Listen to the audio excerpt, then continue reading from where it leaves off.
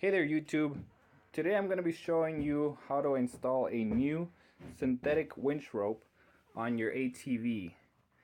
This particular ATV is a 2013 Can-Am Outlander 650. For the purpose of this video, I am going to be removing the roller and this plastic cover in order for you to see what I am about to do. And to remove that, on this particular ATV, you have 2 bolts here and 2 bolts there, which I have already removed. And you're going to need an HW8 socket, and you have 2 15mm nuts in the back, and for the bumper you have a 13mm bolt. Once you have that removed, you can just pull it out, and you can give a little pull on this bumper in order to be able to remove this plastic. Once you got that removed, you'll be able to see inside, and as you can see, I don't have very much cable left, and that is why I'm replacing this. And you'll also notice that I have a bit of a bump in my loop. Now I'm going to show you why I do it this way. Underneath all that cable, we have this knot. Now the reason I like this knot is because it's secure and it's not going to come off. But after having this cable on there for about 2 years already, I should be able to just wiggle it and make it come off.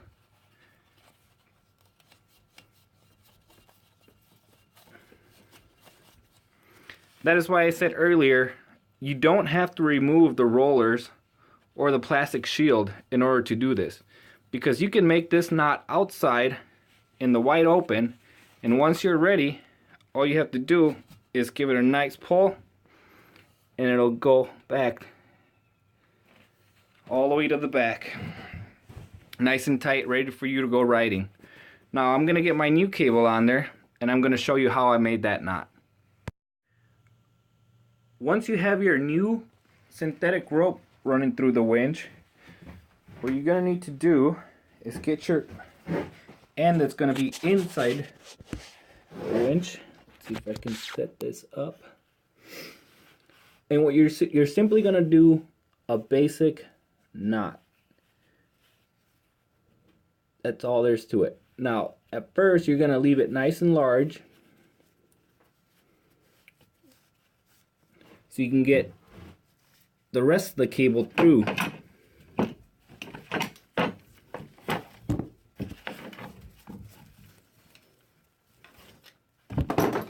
Like so. And then you're going to try to get it as close to the end as you can so you don't have too much extra in there. And it'll tighten itself real nicely, but yet you can still move it. See if I can do it one-handed. And you're basically just gonna pull.